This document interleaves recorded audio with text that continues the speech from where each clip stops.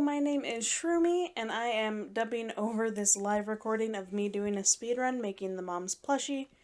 I recorded it live, but unfortunately, the audio didn't get recorded. I really don't know why, because I went and did another live one right after as a test, and it recorded audio no problem, so just one of those weird glitches that happens.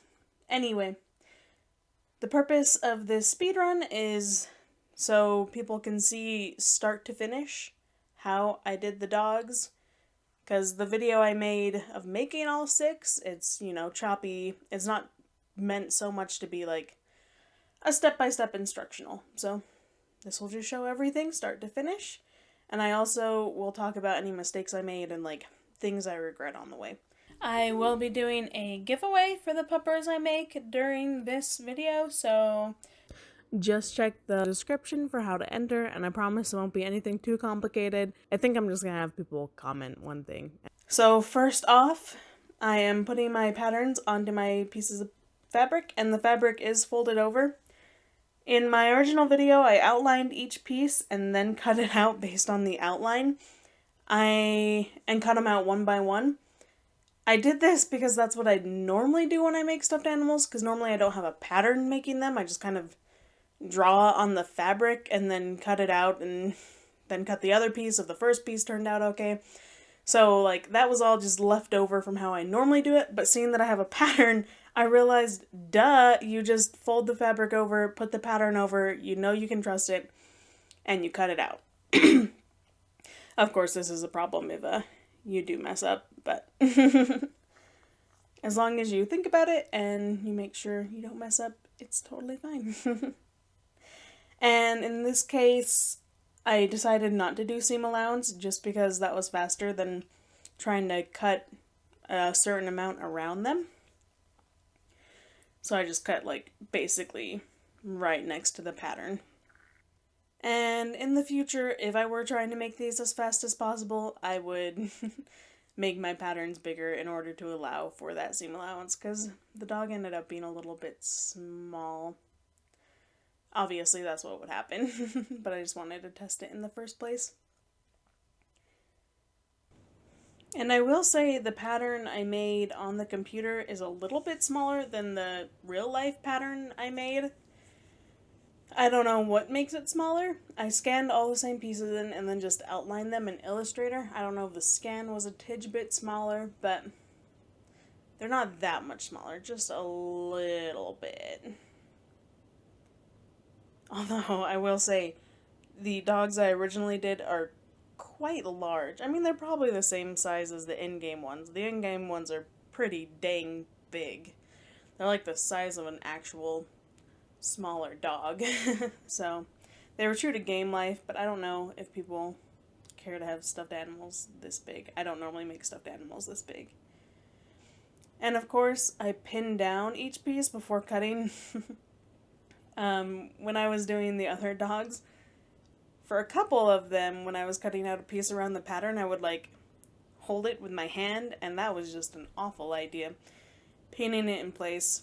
I mean, pinning takes time, but it saves so much time, and it saves error, because you're not having the pattern move away from you and then trying to recut and being like, ah! So, yes, pinning was a good idea. And I just did 2 pins. 4 pins would make it more secure, of course, but 2 pins totally worked just fine. And one thing to notice, on the head pieces I already cut, there's those L's on them. Those L's are super, super, super important. Definitely take note of them. If you have an invisible marker, I would trace the L on it. And make sure to trace it on both sides, and make sure to flip it. Have it be flipped when you write it on the other side. Because those tell you which way is up and which way is the front, pointing towards the front of the dog. Or if it's the lion, the L points towards what will be the middle seam of the face. And that helps you keep track of what curves to sew on. Otherwise, you'll have no clue what curves should be sewn on, which ones to be sewn together. I'm sorry, I am so inexperienced with patterns. I wish I had used them more. So I'm sure my instructions are just awful. And it's just how my brain thinks about it, but I don't know if that's how the general consensus is at all. But when I used the pattern myself, when I was drawing them, I was like, I keep getting confused which side's the front and which one's the back side. So I just drew arrows, and then I was like, I don't know which is the top, I don't know which is the bottom. So then I drew an arrow going up, and that's what that is on the pattern and why that came to be. Even if it's not the most perfect symbol of it all. Alright. And I didn't put anything in the pattern saying what pieces to cut out of what color. I assume people can think through it well enough to go, the body on the video game dog is brown, so I'm going to cut it out of brown, and the stomach is white, so I'm going to cut it out of white. And the chest is white, so I'll cut that out of white, and the head is brown, so I'll cut that out of brown. I hope no one, has issues with that. I'm really, really hoping that most people understand that. I'm sure they do. But when writing this pattern, I looked at another stuffed animal pattern to know how to do it, and they wrote that. But I'm hoping, because this is from a game and people know it, that they'll know what fabric they cut out. I'm sure they do, right?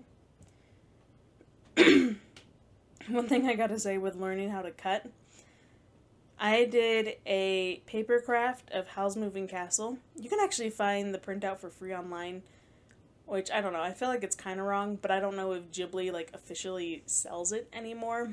So, yeah, you can find it online and print it out. But cutting hundreds of pieces of paper to exact shapes really, really taught me how to be proficient at cutting. You know what? To learn a skill, you just gotta do it over and over and over and over. And having a paper craft that size, I learned how to do it over and over and over. And honestly, before that paper craft, cutting was my worst fear when it came to sewing, because I was afraid of cutting something wrong, and then you just wasted your fabric. Although I feel like the fear of cutting was because I wasn't using patterns, and I would just draw a line and think, that should be good. So I guess my problem with cutting was the lines I drew more so than the actual cuts. But the cutting is a commitment. When you draw a line with an invisible marker, that is not a commitment. Alright, going into sewing, I decided to sew them one after another to save time. And I'm also doing a very too small seam allowance. This was a good lesson for me. For every stuffed animal I've made before these ones, I've hand sewn them. So there was 0 seam allowance basically. And then so for the dogs, I did a seam allowance like I would normally do for a dress, because I've only sewn dresses on machines. And for a stuffed animal, a dress seam allowance is just too much. It ends up puckering because of all that seam allowance. So this time I was trying to do it with way less seam allowance. I don't know what measurement this is, but my seam allowance was basically the needle to the hole of the end of the hole of the sewing foot. So I don't even know if that's 1 or 2 millimeters. It was a tiny amount. If I do it again, I will definitely do a seam allowance to the edge of the foot. I think that'll be enough, but not too much. And for the most part, it was fine. I did get little splits here and there, but that was probably just because I missed the bottom piece of fabric, but sewed on the top. Anyway, I'm sewing one after another to save time. And I made sure to sew the chest and the stomach, one after another, so I can just flip them into each other. I don't even have to cut that string, which will save me time. And pay attention to the L's, as I already said. You saw me a couple seconds ago putting that piece of paper back on and back off, and that was just to be okay, which way is the front, which way is the front, which way is the front? And then I sewed on the front, and then for the back piece, it was, which one is the back, which one is the back, which way is the back, okay. And it points to the front, so you just know which way it's not pointing to is the back for sewing the back piece. And there's kind of a false ending for the curve on the front piece, so go past that false ending to the very end. that like little change in the curve turns out it's the nose for the dog. I stopped too early, but it's easy to fix if you make that mistake. Now I'm opening up my stomach and chest pieces and lining them up. And another thing about not cutting that line between the two and sewing them right next to each other is now that seam lines up so easily. And then working from the seam out, I'm sewing to the edges of the paws. And where you sew tell is marked on the pattern. You might just want to take a little marker and an invisible marker, a disappearing ink marker, and mark that little bit so you know where to stop. It's like about midway on that curve. And where that curve ends, that's where the brown paw will be placed inside of. So if you go too far, it'll just give you like a weird under amount of fabric, and if you go not far enough, that brown paw will end up getting like sucked in too far.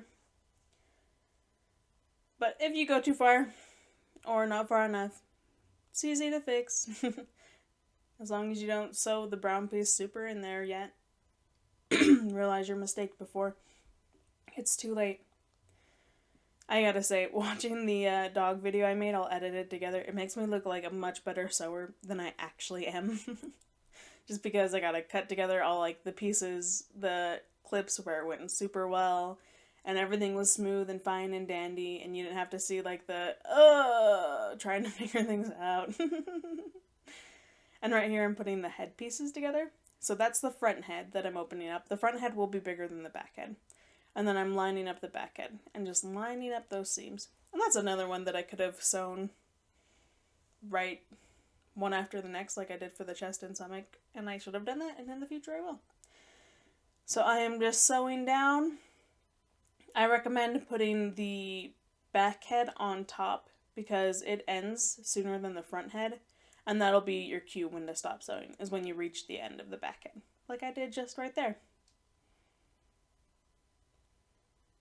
And every time I sew with seams lining up, after I do the sewing, I make sure those seams are still lined up. Because I swear, without fail, there will be a couple times where you're like, I put it down, both seams were aligned, and now they're off. That is just something that happens. And I will say one of the hardest parts of this project is all the different seams that are coming together in different places and just trying to make sure they all come together perfectly and don't have any weird misalignments. That's what I was talking about, where I stopped at the nose but should have gone the rest of the way down.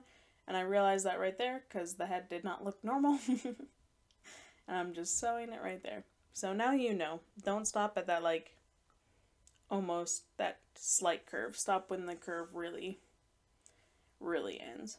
That's just for the front piece, not for the back piece. The back piece does have like a bottom-ish to it. Whereas the front piece you sew all the way through. There's no... there's kind of a bottom-ish. And then right here, where the four seams met, I had like a slight hole. So I just went back and closed that up. And that's one thing throughout that I'll be checking for, just those slight holes and going back and filling them in. And it's always a good idea to turn something inside out and run your finger through it, all the seams, just to make sure they're all good, they're all sturdy, there's no place where the machine messed up and wasn't catching the bobbin thread or something. And right there I'm cutting the tail. I included a pattern for the tail, just so people would have one, but it's really just a strip of fabric. And I ended up making this tail too fat. I'm not sure why it's too fat. But it was a tidge too fat. Oh, here's the dreaded moment when trying to sew something as fast as humanly possible. This machine is older. The machine I grew up sewing on is a really nice newer one. And like, I almost had no problems with it. It did break needles a lot, but I was also sewing some crazy things on it, so I kind of can't blame it. And I've never had a needle break on this one, but I haven't used it as much. Anyway, for this one, sometimes the bobbin thread ends up like looping around on the inside a bit, It's really annoying. So I have to go in there, take the bobbin out, take all that extra thread out that wrapped around and put it back in, and that is a huge time waster. And like the machine makes a sound when it starts happening. It starts doing this like and like every time I hear that sound, like, oh, fear fills my heart. The first time it happened, it was so bad how much thread got tangled inside, and it took me a long time to fix, but now that I've been using the machine more and more, it gets easier and easier as time goes on. Alright, and now with the tube of my tail made, I'm just going to stuff it with fluffing, which I apparently left in the other room. So I'm just going to get that right now. I gotta say, it was so nice to make a project where like everything was laid out in the right amounts and everything, because normally it's like, oh, now I need this piece of like little red fabric for the mouth. Time to dig through all my fabric to try and find a little red piece of fabric. Or I forgot this thing. I need to run back to the craft store. So it was so nice to have everything just ready and right there. And you too can have that experience. In the link below is my Etsy, where you can buy kits. Honestly, the kits are there mostly for the faces. Because Bedford has a weird face, and Puppers has a weird face. Like, I had to special order very large quantities of the eyes and the noses for Bedford and Puppers, so I figured I'd make kits so those were easier to get. And for Peppa, I am starting to do vinyl, if you want, in the packages, and I understand vinyl, like heat transfer vinyl, is kind of expensive, so you can buy the quantity you need instead of a bunch that you don't need. And for stuffing the tail, like, for a while you feel like it's not going in, and then finally it's going to catch, and you'll feel like a little bulge in there, and you can just keep shoving into the bulge until the whole tail is filled. And for inserting the tail, there is a mark I put on the pattern. This tail I ended up inserting too low. I think right there might have been good, but then I decided to move it lower. Let me see. Yeah, right there. I thought it was too high and moved it a little bit lower with my hand. And then it came out too low. So follow the mark on my pattern, not what I was thinking in this video. But I guess you didn't even see it, so I didn't even have to mention it. And double sew over the tail. Like, go back and forth a couple times just to secure it. And honestly, if you don't want to have a tail, you don't need a tail. I think they're fun. Like, I like playing with them when I cuddle with my Gertie. Like bobbing her tail around and things. But they also look so derpy because they can't stick up. Even the ones in game look kind of derpy sticking up. So, it's up to you if you want that tail or not. And you could just make like the ball of the tail and stick that on and not deal with like the stick of the tail if that's what you would like. I think that is also a good option. I was just trying to make them as accurate as possible. So right here, I'm lining up the outside of the chest and the front edge of the body. And I'm sewing down until I reach the seam that goes between the chest and the stomach.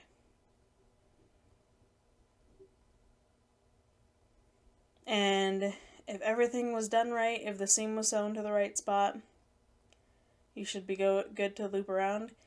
I tend to stop short of the seam just so I can make everything else and come back to it just in case I was a little bit off marking it or whatever.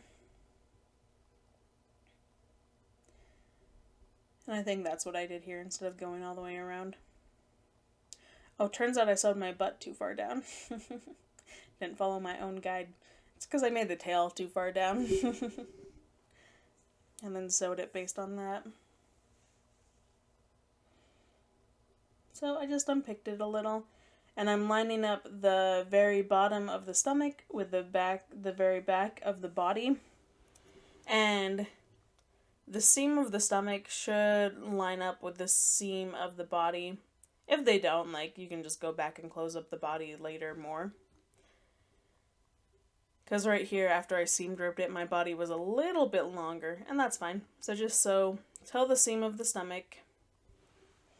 And I think in this case I even started at the seam of the stomach, then did a nice little turn and went right into sewing the very bottom of the bottom line of the body piece and the outer line of the stomach piece together. And I'm taking these pauses to just line them up, make sure they're right. Of course, pinning it would be a good idea, but I don't know. I feel like pinning it takes more time. Then I hate removing pins, and I'm so bad at putting the pins back in the box, so I end up having pins scattered absolutely everywhere, and it's awful. I find pins for weeks afterwards, and then it's like, but I already put the pin box away, and now I don't know what to do with these.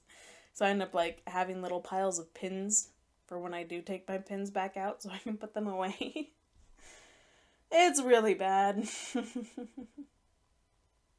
So a huge reason I decided to see how fast I can make this. Oh, right here I'm lining up the corner of the stomach with the corner of the body, and then just sewing from the seam of the stomach out and doing. So same thing I did on the other side, just doing that again. But a big reason I decided to do this is to pick a price on Etsy. I had to know how long this took, because going back through footage, just sewing the head to the body, I think that took like me 30 minutes of footage. And I mean, part of it's because I'm trying to show the camera, but oh my gosh. I was like, if that took me 30 minutes, how long did everything else take? Like, does one of these dogs take 3 hours? In which case, a price of $55 probably isn't worth my time if it takes 3 hours, plus the materials, plus the time to package it and take it to the post office. Like, $50 seems high, but it might not even be worth it for me. Anyway, as you can see by the time of this video, it did not take me 3 hours, thankfully. And for that reason, I went ahead and reduced the price on my Etsy. Because I really do want them. I mean, I wish the price could be like $25 or $30, but there has to be that compromise of, is it worth my time? And it's not. At a price of $25, it wouldn't be worth my time. Unfortunately, I wish it was. But I really do want people to make them themselves, because that's a lot. I think it's a lot funner. And that's why I provided the pattern for free. And set up kits so people can get the materials they need, so it's not like a setback if they have to buy 100 pack of eyes or something. Or can't get the noses. And they don't have to take the time to find all the materials. They can just enjoy the project itself. Anyway, so now I have my stomach all sewn on, my chest all sewn on. I think I'm just going to go back now and fix any little holes. I'm going to take a look at, the main places you're going to have holes are in the paws, the front paws, where the 3 pieces of fabric come together, and the butt, where it's kind of 3 pieces, but it's actually like 4 because of the 2 stomach pieces, but those should be fine. You'll just have to like sew down the back to close that butthole.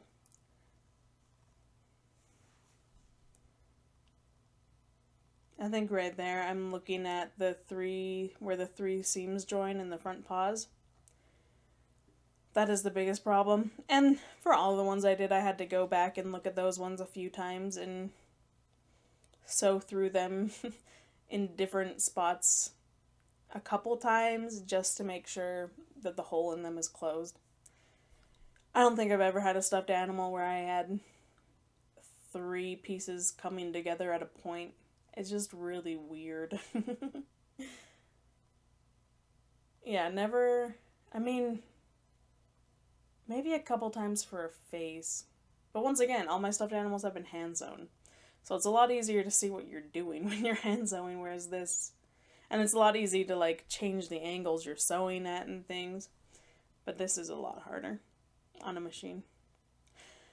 Alright, and with that, I am done. I'm just gonna, oh, never mind, there's the butthole. I didn't get that. I must have been sewing up the paw holes there. So I'll have to go back and get that. Yeah, and I'm just looking through everything, seeing what holes there are or aren't. Hopefully. taking a look at the paws, making sure I like how they turned out.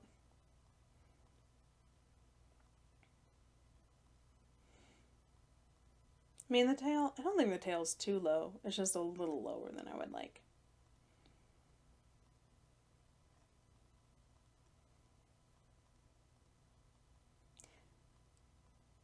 Yep, there I am. See, I'm pinching the brown of the butt because that's the part I have to sew. And be careful with that part because you can catch some of the stomach in and then you get this like weird V of the stomach going into the butt crack.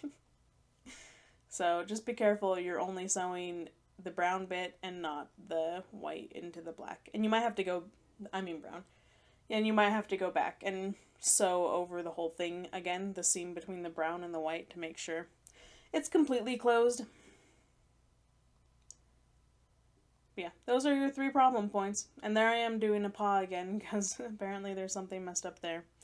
Your paws and your butthole. That's where you're gonna probably have some issues. Unless you're better than me, which I feel like there's a good chance other people are.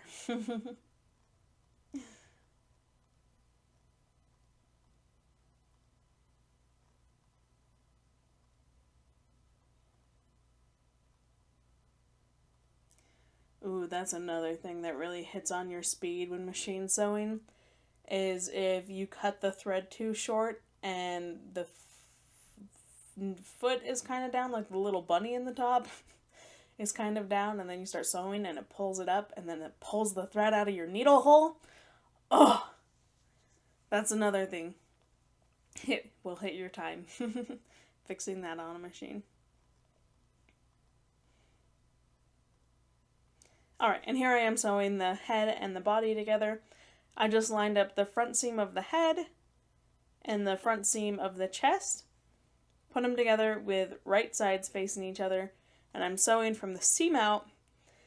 And as I mentioned, what I learned going through my footage from before, sewing the head to the body, the hand sewing involved, took a ton of time.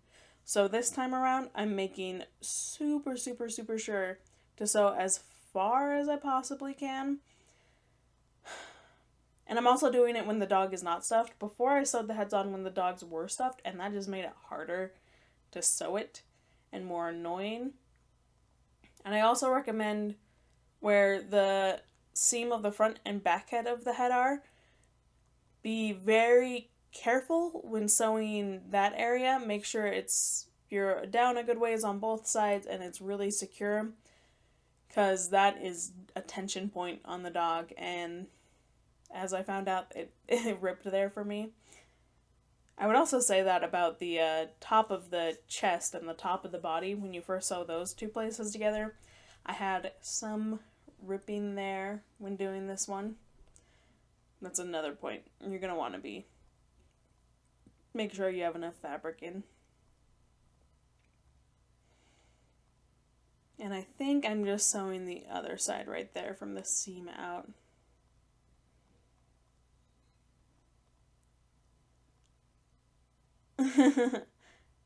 It's funny seeing all these things because I wonder what I'm saying, but I have absolutely no clue. Oh, I think this is when my husband informed me that someone commented that they can't hear sound. I'm not completely... No, yeah, this is when it happened. So 30 minutes in, I found out that I was talking to no one. Although my husband was overhearing everything.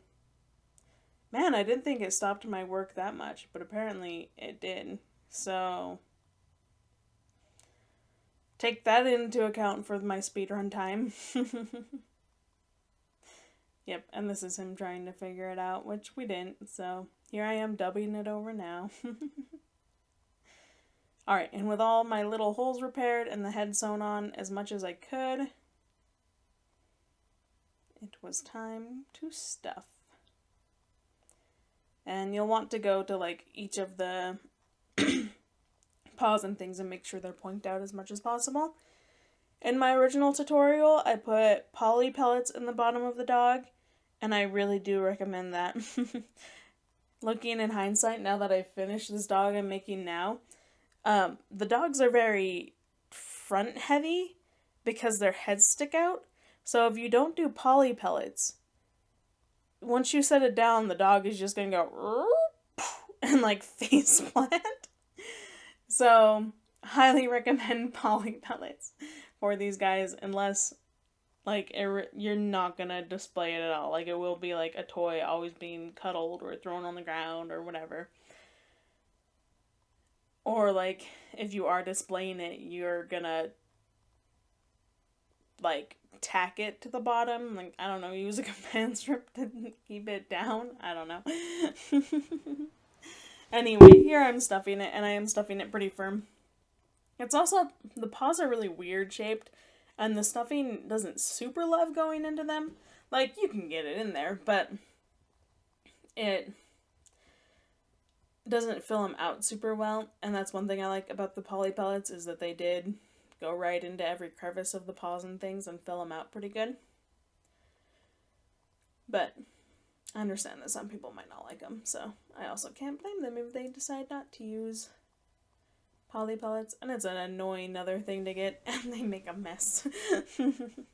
We're still cleaning up after poly pellets a week after I finished the dogs? 2 weeks? It's been 2 weeks since I finished the dogs, and we're still finding poly pellets here and there. Although by the end of me making all the dogs, I was just so tired and frantic that I was probably just crazily pouring them in without much, like, carefulness. So if you're careful, I'm sure it's fine.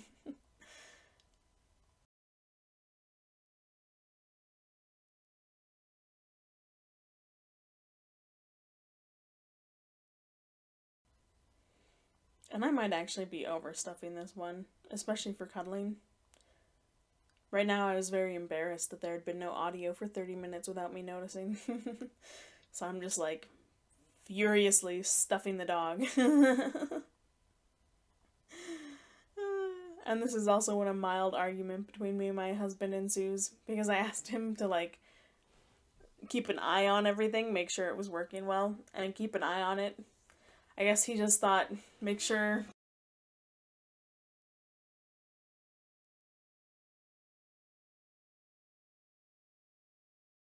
keep up with the chat or something, like just look at it. But I meant like make sure the sound isn't awful. But that happens in marriage. There's miscommunications. Oh my gosh, if you haven't seen 90 Day Fiancé, it's a wonderful thing. Watching it makes me go like, my relationship's not so bad. I'm good at doing relationships. I'm not in a relationship with an awful person. Huge confidence booster seeing crazy people's lives. That'd be funny if they had a TV show of like really amazing couples, but then people would just feel bad about themselves. And here is the ear that I'm cutting now. And this fabric is such a pain, but it was the only... I love how it feels. It's this stretchy, fuzzy, super comforting fabric, but because it has so much stretch, it's kind of a pain to work with. Cutting it is awful. It's also pretty thick compared to the flannel I've been using, although it's probably the same thickness as fleece. And I've had the same thing with fleece where it's kind of annoying to cut through. But because of the stretch sewing, this is super annoying. If you do get one of the kits that has this fabric in it, I recommend sewing very slowly over this. And also I think you use a wider stitch for stretchy fabrics like this to give them like room to breathe. Definitely do that. Because that's a rough little sucker. It's so funny watching all this footage because as I was doing it, I felt like I was moving super fast. Like, oh my gosh, gotta rush it, gotta rush it. But looking at it, it's like the most slow and average cutting and sewing in the world. Definitely not Sonic levels being reached here at all. Oh, so funny.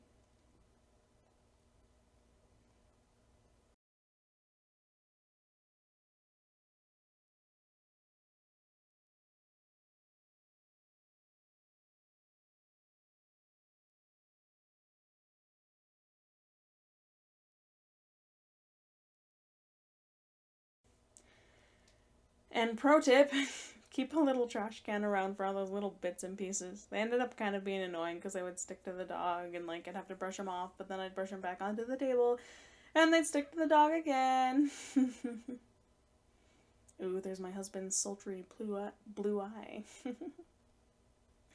But what you're missing is just me lining up the ears with right sides together. Pretty basic stuff. Nothing too crazy. And then I realized I had to switch out the thread for the ears and the tail. They're sewed with the same thing. But I recommend double checking that you've sewn all you need to sew on the other thread. I think I had at that point. Oh no. Oh! Okay, here's what I missed. So the muzzle, you have to sew the little dart in it. I guess it's not very little. So I ended up sewing it with the brown thread because I was too lazy to switch it back out. So right now, before you switch to the other thread for the ears, do the muzzle. Just sew that little dart shut. And open it up and make sure you like how the dart kind of sits, because mine was really pointy. I put the tongue over it so it's fine in the end. But maybe kind of round it out towards the front. But you'll probably be putting the tongue in front of it. I used the tongue to cover most of that seam because it's kind of ugly.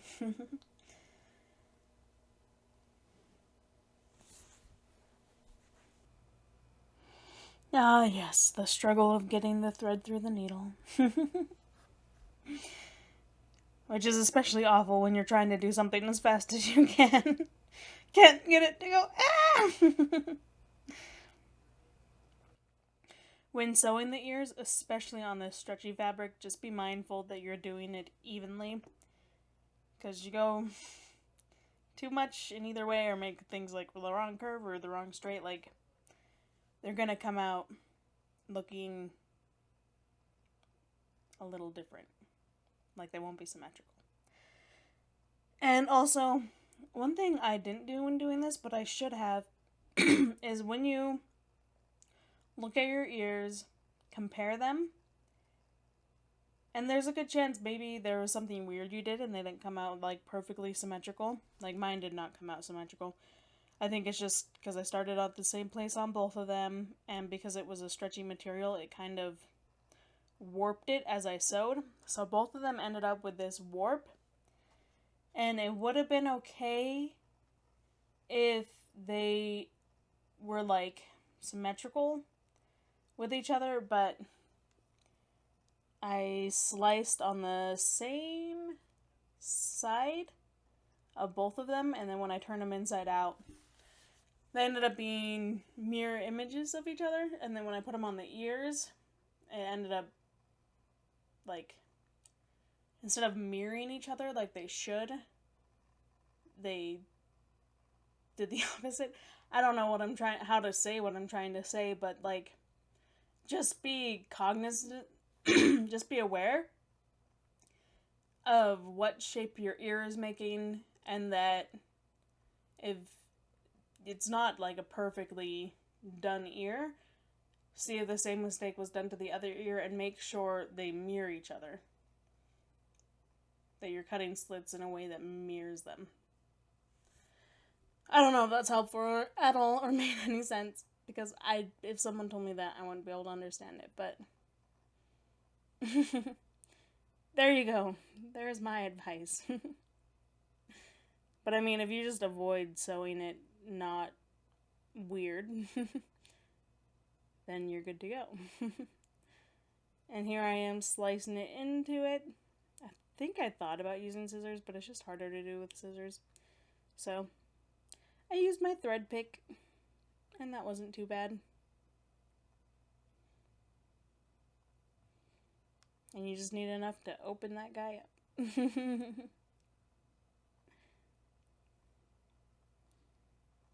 And that much fluffing I just grabbed right there was way too much.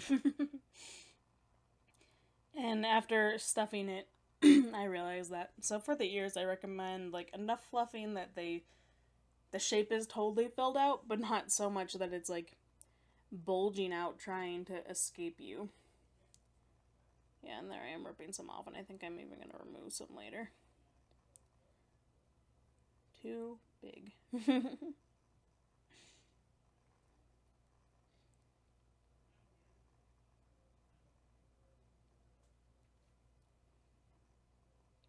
And of course, you could do the traditional method where you just leave a hole open in the ear, like instead of sewing it shut all the way. But then you're going to have to go back and probably hand stitch it to make it as unnoticeable as possible. Doing it this way just makes it cleaner in the end. Like, technically, if you remove the ear, it won't look cleaner, but because it's attached to the head and shouldn't be removed, it will look cleaner.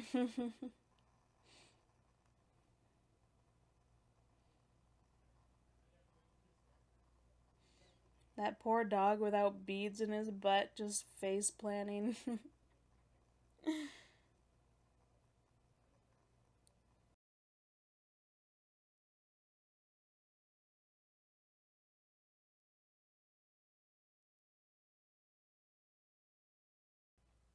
I should also note that these ears are a little bit on the big side.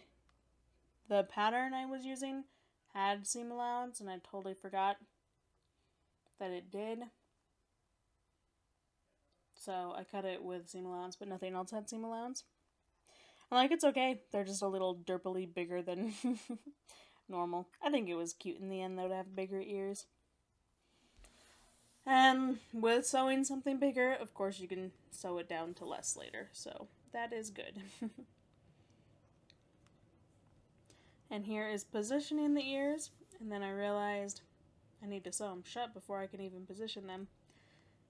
And there was that last minute deciding if everything was working well. Second guessing. And whoop, there the dog goes down. So right there I'm just grabbing a needle. And I always pull from the bobbin thread when I'm done using the machine, so that hopefully I can run it out and have a fresh bobbin ready for the next project. And in this case I did. I had the perfect amount left over on the bobbin to hand sew things. And it was beautiful. And I didn't have to go back and machine sew anything.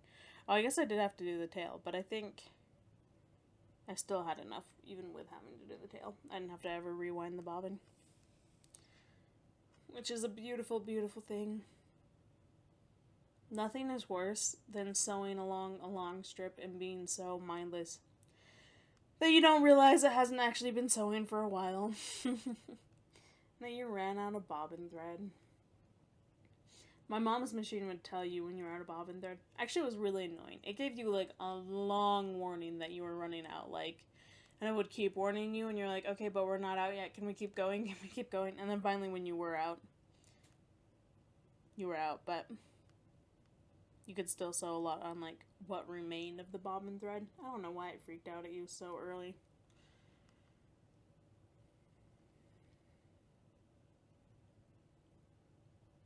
And at this point, I was like, let's get the sewing machine out of frame. And then I realized, let's sew that thing I need to sew before I get the sewing machine out of the frame.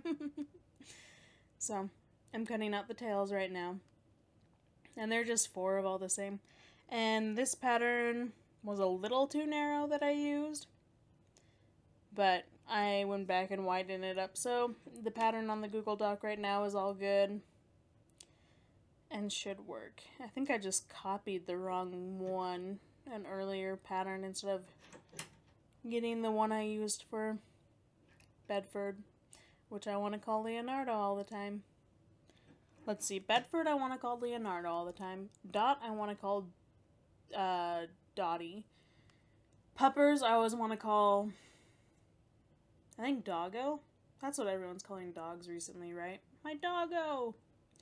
So I always want to call him Doggo. Rory?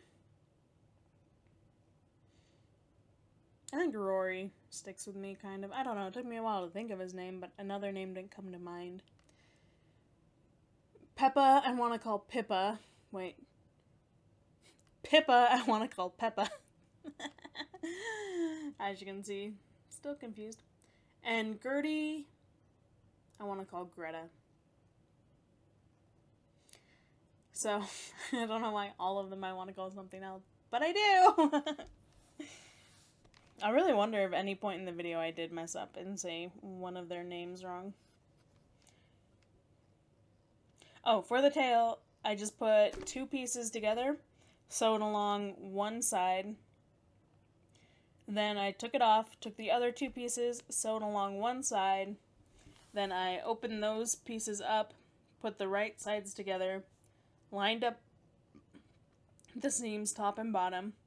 Then a little ways away from the bottom seam, like not much, like 2 millimeters, I think would be about the size, yeah. Away from the seam, you start sewing around in a circle and then like 2 millimeters short, and that'll give you the hole you need to turn inside out.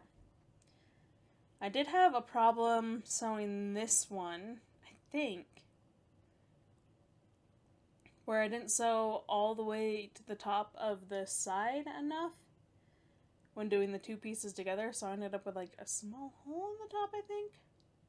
So just be cognizant when sewing the sides that you make sure to go through the entire curve and really get the whole thing.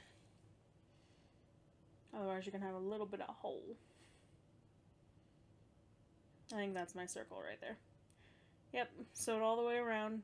That was me singing that I was done with the machine. And it's time for our close-up.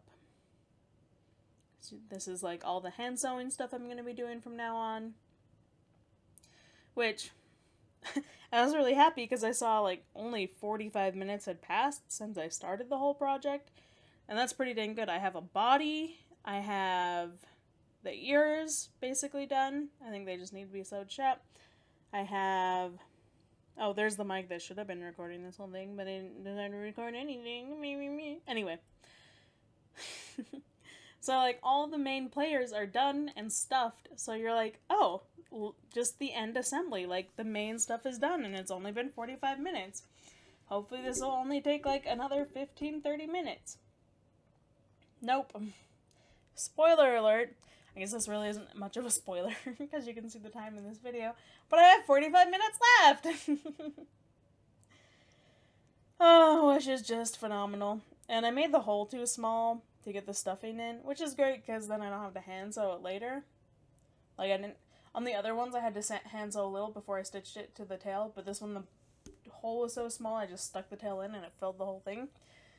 But because I made it so small, I'm gonna waste probably a minute trying to stuff it, when it should have taken like 5 seconds to get it in there. Eventually it started to take, but it took a while to really... the hole was just too small. Hindsight. Anyway, so you may wonder, how can 45 minutes take that much time? But I still have to sew the head and the body all the way together. Which, as mentioned in the previous filmings, it took like 30 minutes. And this time I did it faster because I did the ladder stitch, which I formerly did not know about. I'm not thrilled with the ladder stitch. Maybe if I had more seam allowance on it, it would hide better. Or like more plushy fabric, but with this flannel, like, I feel like it doesn't blend super well. Maybe my stitching just needed to be a lot smaller. I was in a hurry, so I did make it wider. And that's my second complaint, because my stitches were so wide. If that string breaks at all, like, the whole head's gonna fall off. It's hardly secured.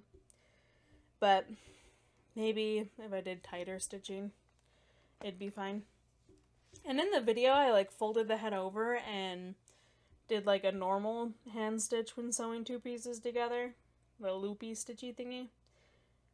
And I didn't attempt that on this one. I just didn't feel like there was enough room there. So maybe if I did that, that'd be good. And right here, I'm just doing I should have done this faster because this stitch doesn't really matter. I think I stitched it a little too carefully. But I'm just doing a loose stitch back and forth to close up the hole. You honestly might not even need to close up the hole, but it's a good idea just in case you do. Just in case. Because you're going to sew up the whole thing anyway with a running stitch around it, but you know, if a kid does rip off an ear, you don't want them to rip out all the stuffing too. So, I guess better safe than sorry.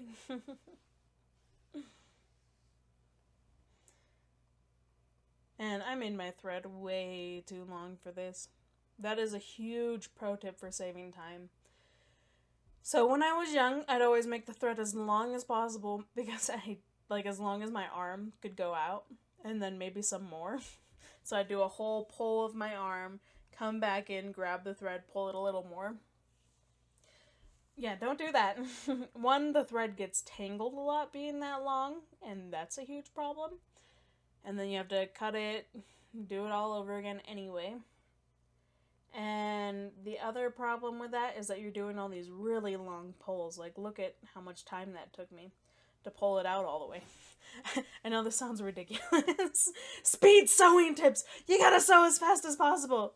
Sewing is supposed to be like a relaxing hobby. Please, if you can, avoid sewing in anything that is stressful in any time constraint. But I mean, sometimes you have stressful sewing. Sometimes you're making a gift for someone and you need to get it done by such and such day. So, speed sewing tips. Make the thread shorter. It may feel like you're wasting time because you're going to have to put more thread in more frequently. But you save time not having to do such long strokes. So I'd probably suggest... I mean... You want it just long enough so you're only moving your forearm. So you're moving at your elbow instead of moving at the shoulder like I was with how far out I was pulling it. So probably just a little bit longer than your forearm. Probably your forearm length plus 3-4 inches is a good amount of thread to sew in. I'm sure there's an actual guide on this that knows what they're talking about, and I'm just making up crap. But from my experiences, this is what I've learned. Okay, for the ears. I did not spend nearly enough time looking at where I should put them. I kind of just slapped that one on. I mean, I looked at it a little, you saw. But now I'm just doing that running stitch. I have way better footage of it in the actual video, but the main idea is I take a little from the orange side, then I take a little from the brown, orange, brown, and just weave it back and forth, just grabbing a little bit, and try to get 3 or 4 weaves in to save time.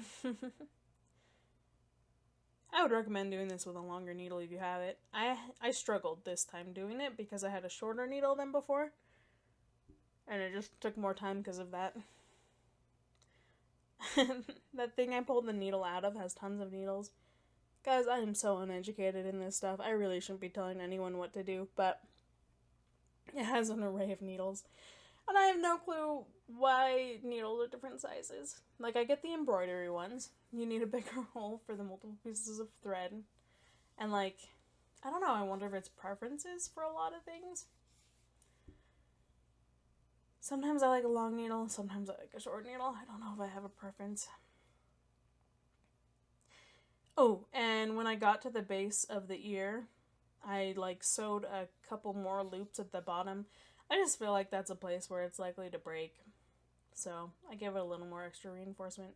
You might want to do that on all the corners of the ear. That would probably help quite a bit. And one thing to be really cognizant, another thing to be really cognizant about while sewing the ear on is how far away you are from the seam. Because you want to keep it like an even amount. I say about an inch from the seam.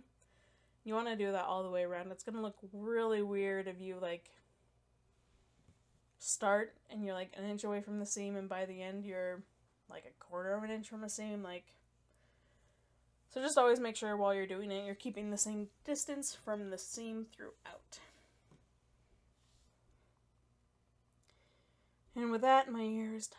And now to sew on the other ear. Oh, never mind, I've decided to do the tail first for some reason. I don't know. Oh, I only had enough thread. I didn't have enough thread for another ear, but I had enough for a tail. So I decided to do a tail.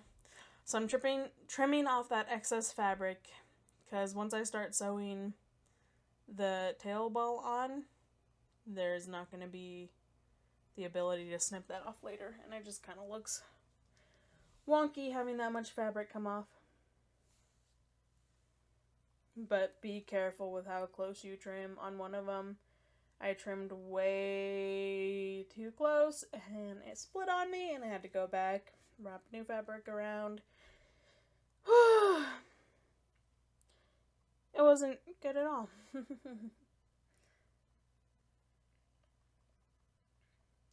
But that's part of sewing. Sometimes you make mistakes, you mess up.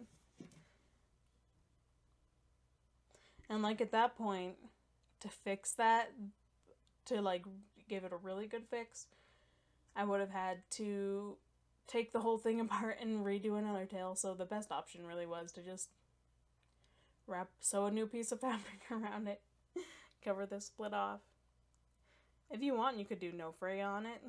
I don't like using no fray because it leaves like, it makes it scratchy and like inflexible. So I don't tend to use it, but it's probably a good idea for durability. Alright, time to rethread that needle. At one point in sewing this, I totally lost a needle. I think it's the needle I'm using now. Between points, I lost it. There's me reaching over for my bobbin thread. Snip. Ooh, I swear I just hurt the scissors. No, I think I'm talking right there. When I realized no one could hear me, I started singing for some parts of it. So if you see that, that's just me singing. I like to sing goofy things just to pass the time. Ooh, one thing about being a seamstress. Here, I'll get back to it. I wouldn't call myself a seamstress, but sewing a lot. So right here, I looked at the front, I looked at the top, it seemed good. And I don't know how this happened, but the ears ended up being super off. Even now looking at it, I think it looks good. Like looking at the video. Right there. That ear is looking a little higher than the other. Oh, you can see it moving up every now and then. Yeah, maybe don't press it against your chest. Maybe hold it against the table or something. But I totally sewed it too high. Which is funny, because like I've done this 4 times before, and none of the other ones had ears that were off. Although I was very, very careful lining the ears up, and I think I checked every couple stitches to make sure they were good, but because I'm trying to sew this as fast as I can, I'm not super checking into that and like making sure it's good all that much. And I do recommend doing a couple passes around the ear if you're gonna have a child playing with this, just to be safe. And as you're sewing, check to see how it looks like with the ear, because if you're sewing too close to the seam, like, and you have to hold down the other stuff that will be pinned down eventually, because if you're sewing too close to like the seam that goes around the ear, you're gonna be able to see your stitching popping out. But if you sew it like, there's just that there's that sweet spot that you need to sew on that'll hide your stitch but also secure it all the way around where it needs to be secured. And yeah, definitely do a couple go arounds if you're gonna have a kid playing with this and you're not just doing it for display. And like, if you just cuddle with it, it should be fine. And if you're sewing it yourself, the great thing about sewing something yourself is if it breaks, you can go back and fix it. That's one thing I'm kind of bad about, where not all the time, but sometimes it's like, oof, I should have I should have done that with more craftsmanship, and then it's like, but if it falls apart, I'll just fix it later. And if it never falls apart, then I just put in the minimal effort and got away with a great thing. But I don't know if I do that quite as much anymore, but back in the day for sure I did. Like, I sewed this unilama peg, which is a llama with a unicorn horn and wings. I think this was like, man, it's nearing 10 years ago that I sewed this. How old am I? Whew. I probably sewed it 8 to 10 years ago. And the wings were really annoying me sewing them on. So I just went, screw it. And they've probably fallen off like twice since then, and then I've re-sewn them on, but I used like a silky fabric, which is just awful if you're sewing like a very small thing. Don't use silky fabric. It needs a lot of seam allowance, and I'm hand sewing this thing, and I mean, maybe if I just hand sewed it, but with seam allowance, it would have been.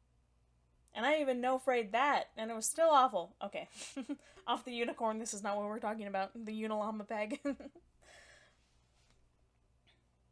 There I am tying it off. And I think I didn't notice the ears were super off until oh no, this is where I noticed they're off. I'm like, oh. And there was that debate, like, do I, yeah, see? Ah! Maybe I just needed to sew across the top better? I don't know. Ugh, it's so maddening. And then there was that debate of, like, do I rip it off and redo it? And then there was that whole, I'm trying to make this as fast as possible. And there's already, like, some dumpster fire things. I mean, not dumpster fire levels going on, but some pretty not great stuff going on. So, I'm just gonna call it good and say that rushing something does not make it good. This is me trying to find fabric for the muzzle. And it's like, can this scrap work? No, I'm gonna need all new fabric. It's like, oh, shoot. Didn't want to do that. The muzzle, I already mentioned this, but when you do sew it, it will point out a little bit. That pattern's not perfect. But then you put the tongue over it, and right now the face is pointing out too. But then you put the tongue over it, and you cover the whole thing.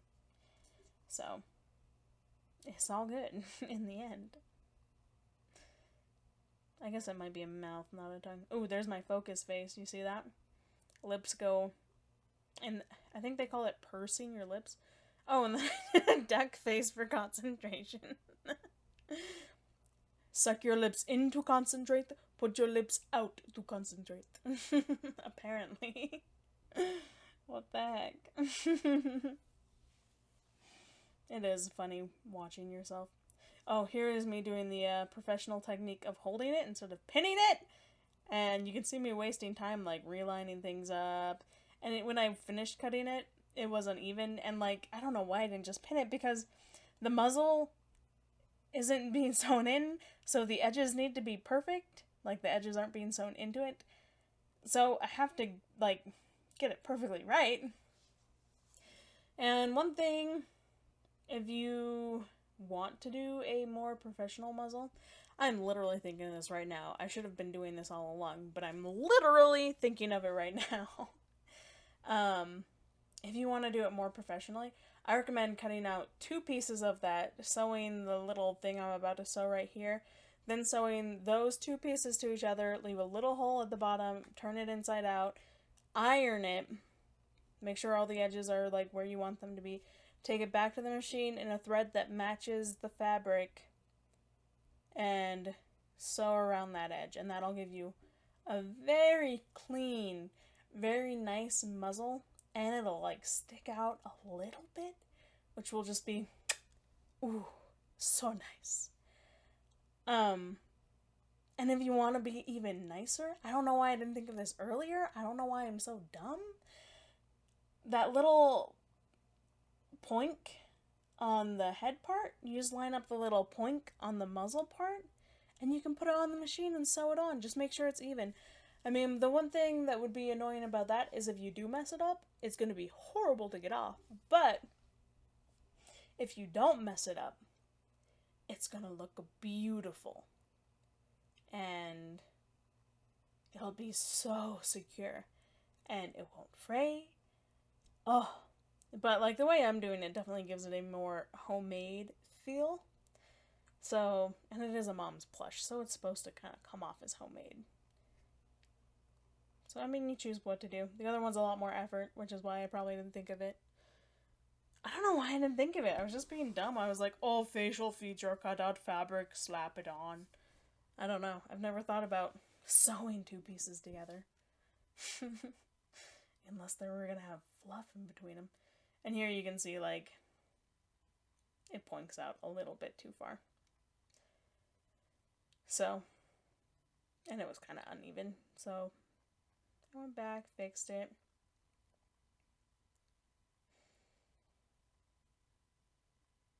And I don't know if that pattern's perfect. I think it's a pretty good pattern. But copying it onto the computer, I'm not the best at computer stuff. So it might not have come out perfectly. I don't know if I cut it bad or if if I did stuff bad on the computer.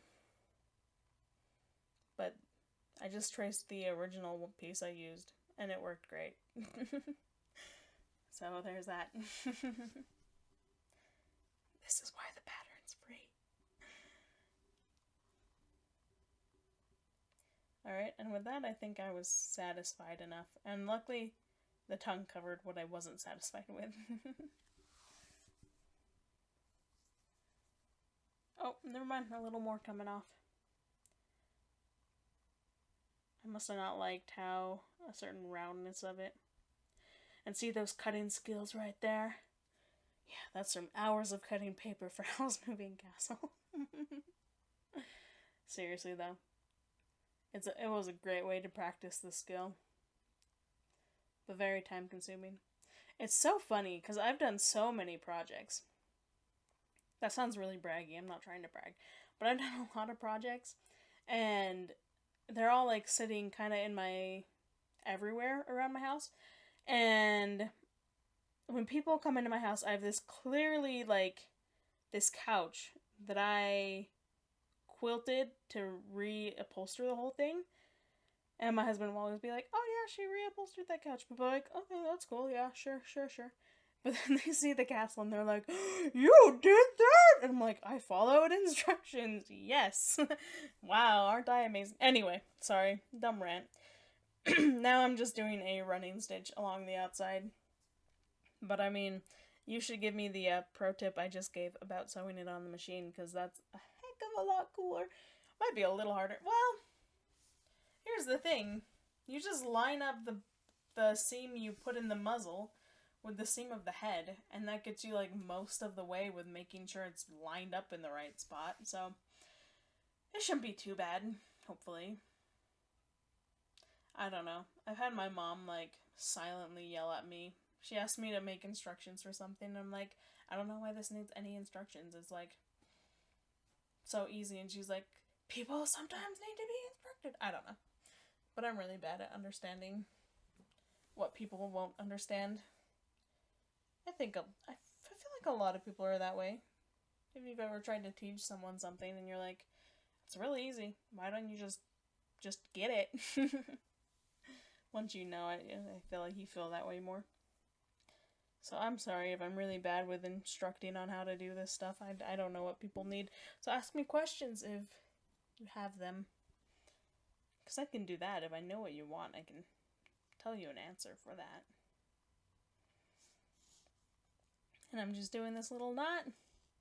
I don't know if there's a name for this knot, but I always just put it through the fabric, and the little loop that's left, I put my needle through that, then I pull it a little more, and then I put it through the other loop that formed.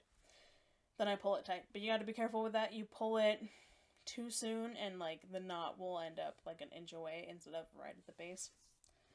There's probably easier ways to knot it off. I don't know what most people do. Alright, and now for the eyes. You definitely have to eye where to put them.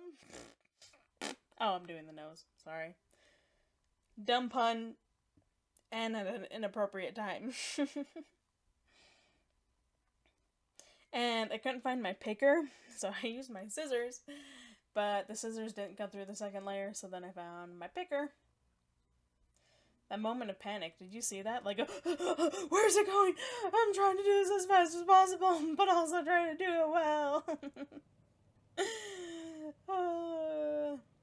Was this good for my mental health? I don't know. I feel so bad for the people that make everything for us. That's a hard job. Overworked and underpaid for sure. But we get cheap stuff for it, so... Anyway, shove the nose in. I liked how it looked. If you get this wrong and you shove it somewhere where you don't like, it's recoverable depending on where you did it. And right here I'm putting in the eyes, seeing where I like them. And then I shove them super hard in the fabric to leave an imprint of where the stem is.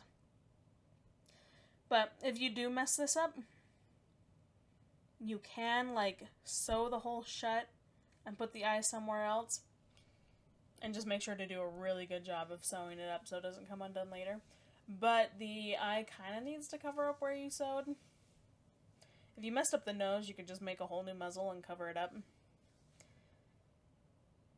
Wouldn't waste too much time or money. And then the eyes are really big, so if you mess those up, they cover up quite a bit for when you do sew up that hole. And I love the eyes. They're so cute with how big they are. Oh, look at him. Look at him coming to life. He's so cute. But yeah, and now that I like where they are, I have to rip out all my stuffing because it was too dense to get the eyes and nose in. And I packed him too heavy. I think I already mentioned this, but like I was panicking because the audio wasn't working. So I just kept shoving and shoving and shoving it in and without giving it much thought. And then by the end I was like, shoot, he has too much stuffing.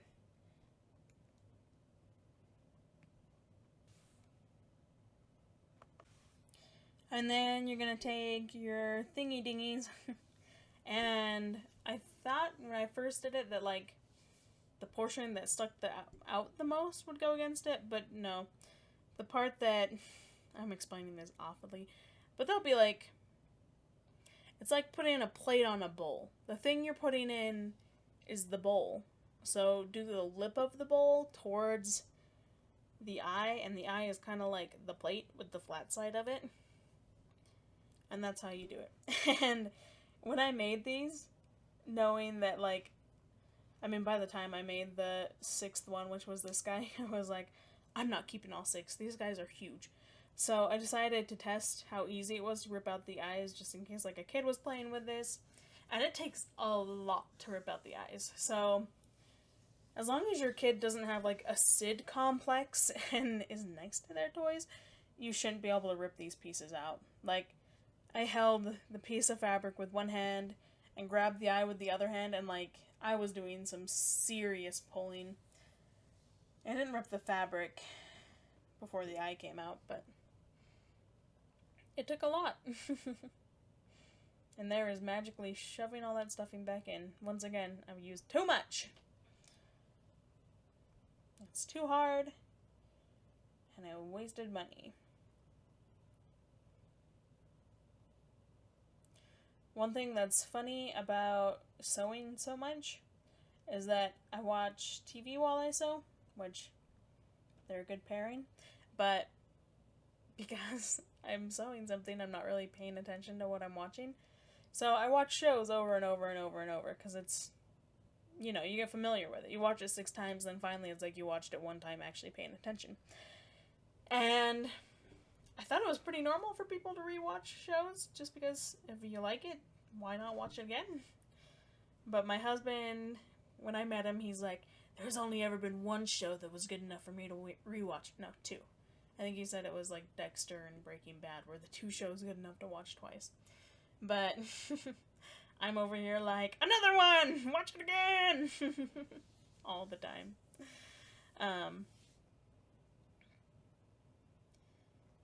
Yeah, it's just, you know, you're sewing a project and you don't want to have to find something new and you don't want to get too distracted by it. So it's a good idea just to rewatch what you know and what you love and hopefully understand it a little bit better this time around. While sewing the dogs, I watched the TV show Gargoyles. I've never seen it before. It's an animated one, but it should be live action. Like, they need to do a remake like they did for Sabrina. It was really good. I liked it a lot. Okay. Now we are moving on to sewing the head. And as I said, the seam allowance did not do enough. So it had split at the chest and the body at this top part right here. So here I am trying to fix it, but there's not like any seam allowance there. Unlike what seam allowance I had used had ripped out on one side.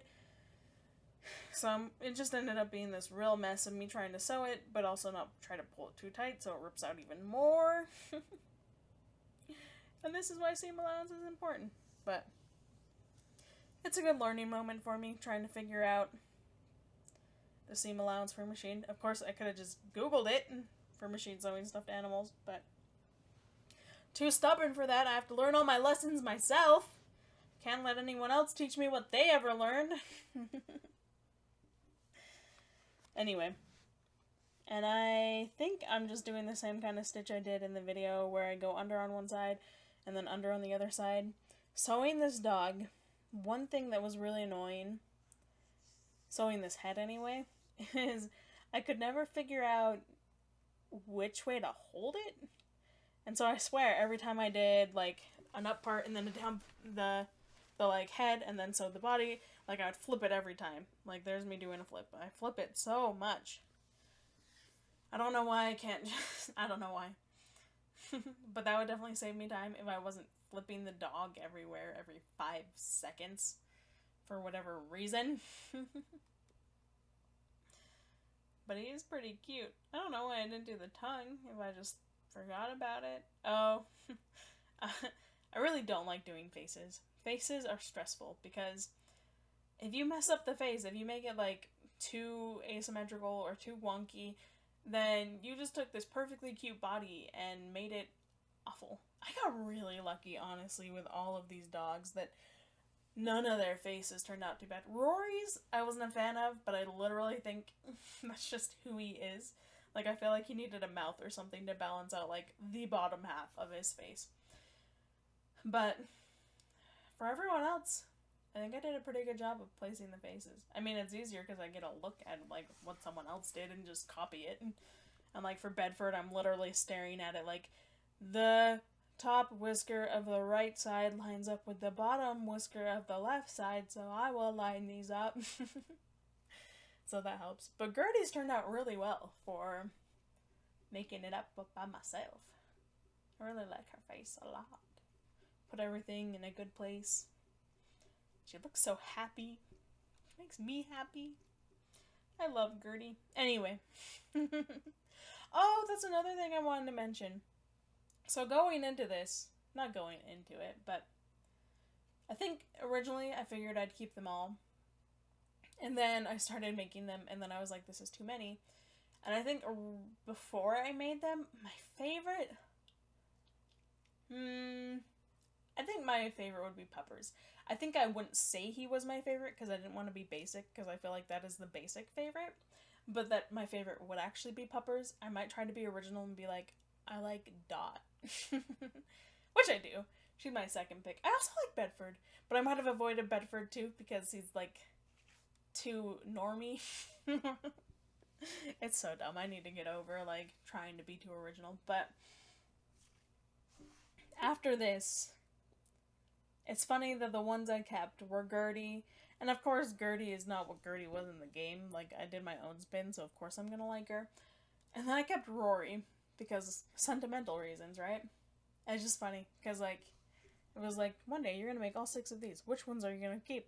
I probably would have been like, Puppers? Not any of these other ding-dongs, but I really, really love Gertie. She's so cute. And Rory, I need to put a mouth on him. And maybe make his triangles bigger. He's kind of creepy now, but like the sentimental value of him using my dress is very meaningful to me, and I really love him for that. For sure.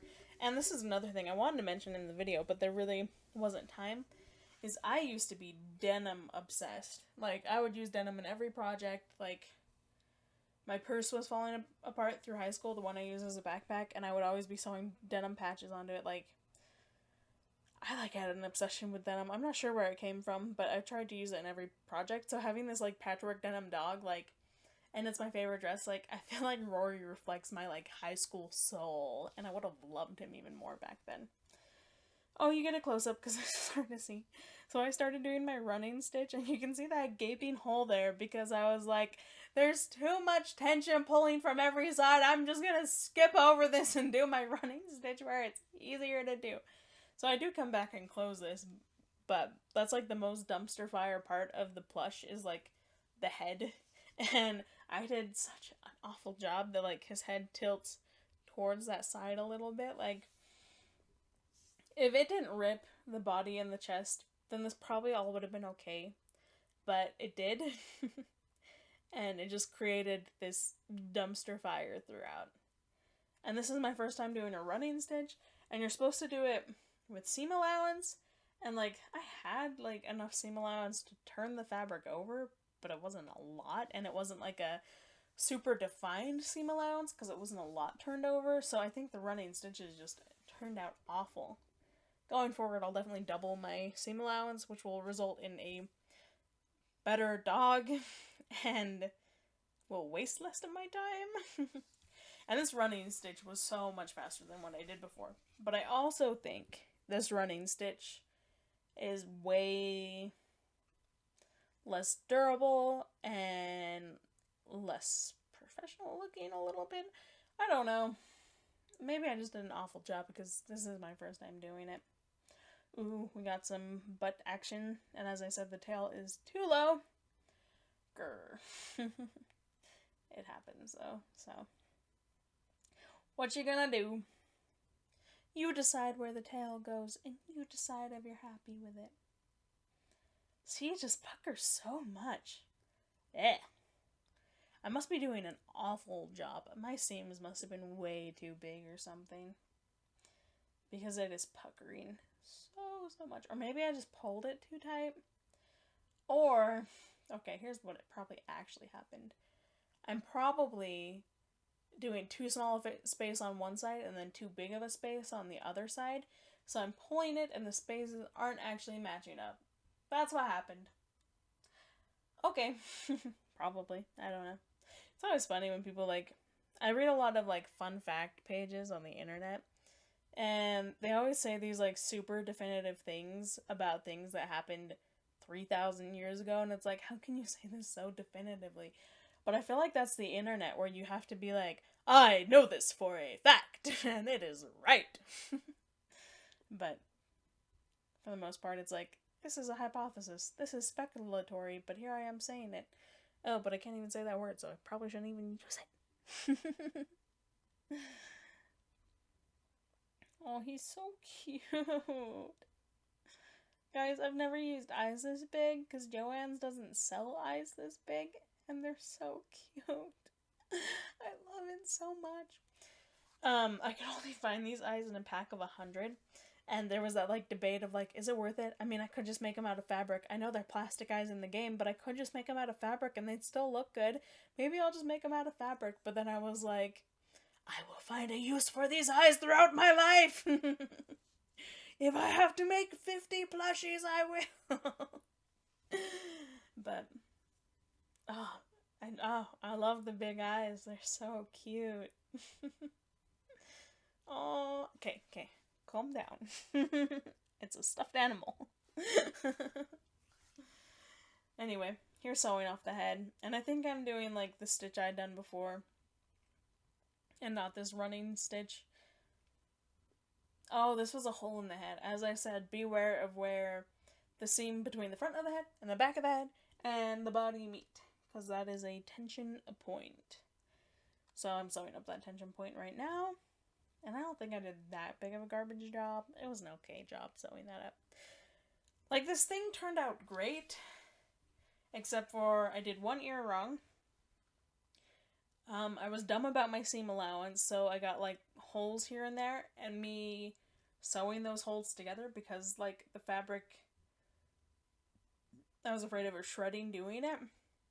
Resulted in like dumpster fire fixings because I couldn't just like barely grab it the side and pull it over. I had to like grab a lot more than I wanted to. So much dumpster fire. But I'm fixing all the holes through here. I think, yeah, right now I'm going in for the other jugular. Sorry. The other hole in the other side where the front head and back head meet.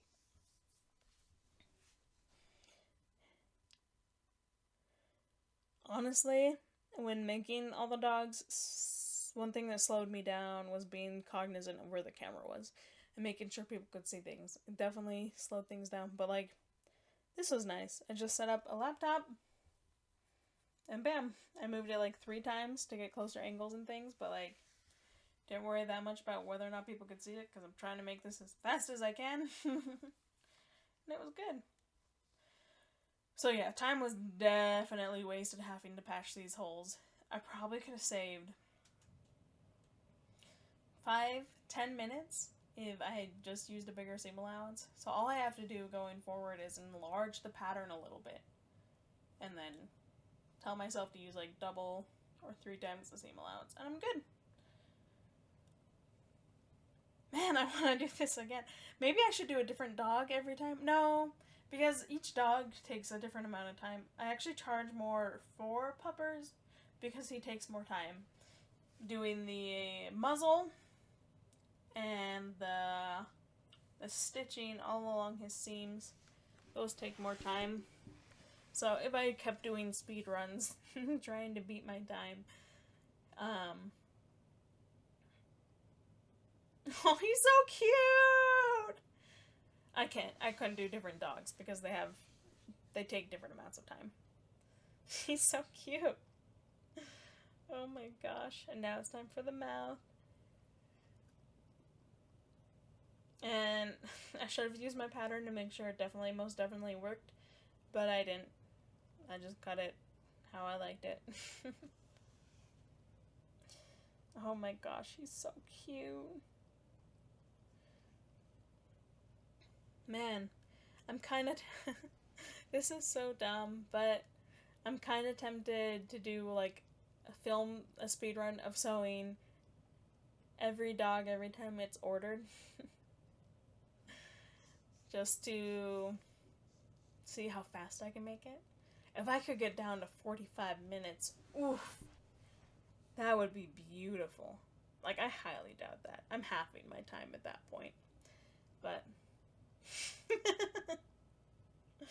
Oh, this is so dumb. It sounds like I'm doing, like, competitive sewing. I dated a guy who ran, and they would talk about, like, beating their times and this time and that time.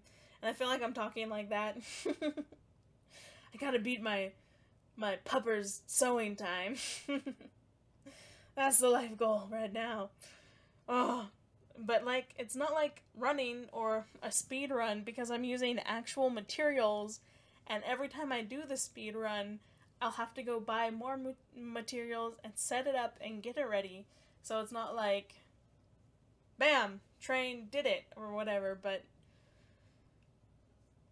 yeah, it takes resources each time. So I guess it would work if I was selling it, but I also, if I'm making something for someone, I don't want to be rushing it. Like, obviously, I want to be able to make the most money for my time, but I don't want to give them something of lower quality, not because the materials are bad, but because I was too rushed to use the materials as well as I could.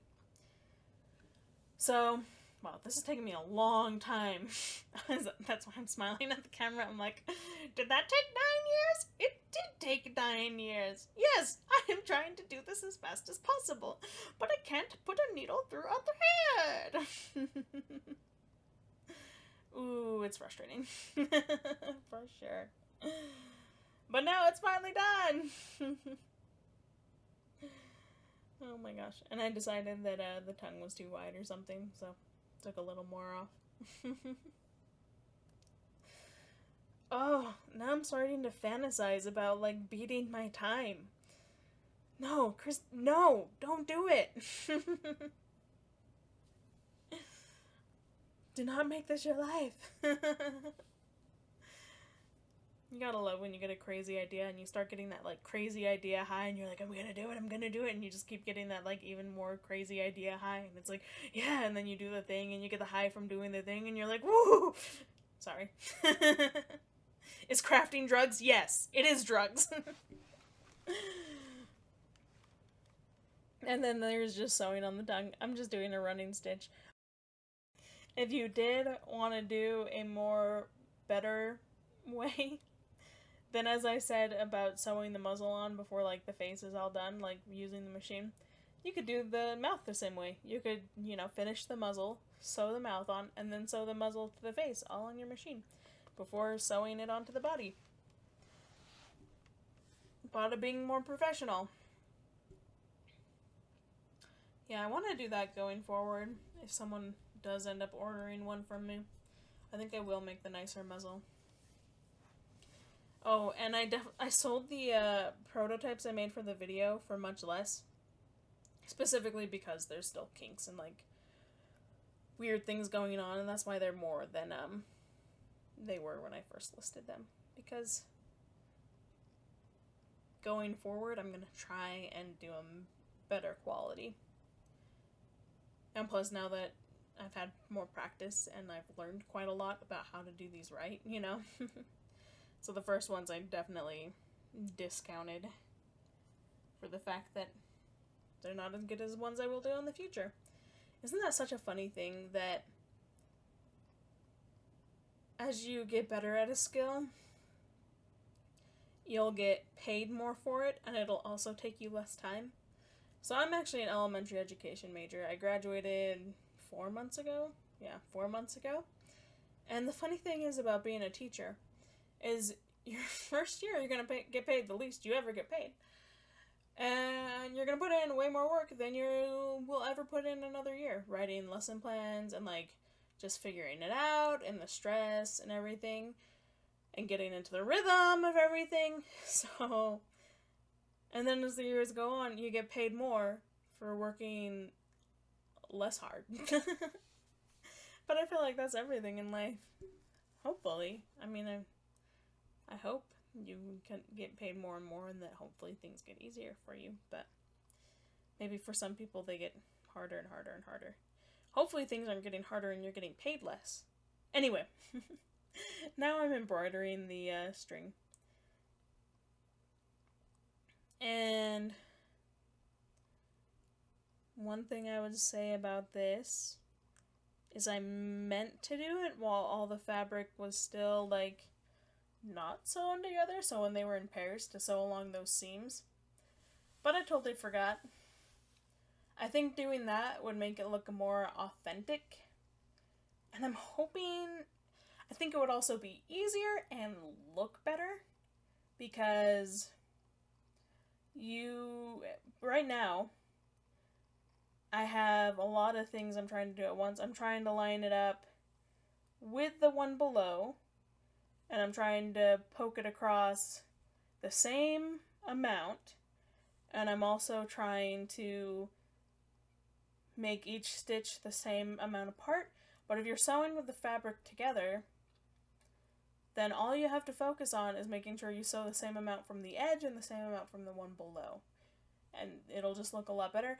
And then when you pull it apart, it'll also look more like normal stitching does. So I recommend doing it before you finish, but it was an afterthought, just like it was an afterthought with the other one I did. In fact, I've seen 2 Mom's Plushies being sold, and they're both puppers, and neither of them had this stitching on them. So, I mean, you don't even have to do it. Like, as I said in my video, the importance of it is making it look like your mom did it, making it look less professional. So if you want it to look super professional and super nice, you don't have to do stitching. And I actually end right there because I didn't want to torment you by just watching me sew. And I was over an hour and a half at that point. My goal was to finish it in under an hour and a half, so I just stopped after finishing the head. And here we have our finished puppers. Just about finished him in an hour and a half, I think. stitching the rest of the body would probably take 10-15 minutes. So, not too bad at all, actually. I really thought this was gonna, I planned to only film for an hour and a half, and I thought I would, maybe get the body done. So this was a pleasant surprise. Also, I wanted to slip this in. These are most of the fabric I used trying to make the pattern. There's more of it scattered throughout my house in random places, but I had to get it on film once before I can throw all this away. I wish they were bigger pieces so I could really use them for other things, but they're just a little small. Maybe I will save them. I don't know. But this stack is all heads. Then there's a couple bodies in here, and the dog right there. I think that was my second prototype. As you can see, they just got bigger and bigger with each prototype. And me trying to fix certain things. Pretty funny. I've never had to do that before, so it was weird having to make the same thing over and over and try to figure it out. But I've also never really tried to match a stuffed animal from a video game, so I'm trying to get the proportions of a video game stuffed animal right in the real world, so that explains why it was such a struggle. And for the giveaway, I'm giving away this puppers. As mentioned, he does have some mistakes, but I think they're all pretty easy ones to fix. The stitching on the neck and head is awful. So, to fix that, you would just take the head off and then re-stitch it all. And there's those two little holes at the chest and at the head. Those would just have to be, while you have the head and the body apart, you could turn that inside out, sew along there real fast, turn it the right side out, stuff it, then you're good to go. And the other problem is the ear. You can just snip off the thread connecting it and sew it to the right place. So, with a little tender loving care, he could honestly be perfect. There's nothing irreversibly wrong. Nothing's lopsided or... The foundation of the dog is good. So I'm giving him away for someone, even as is, you could probably love him just fine. But if you want to make him perfect, he can be made perfect.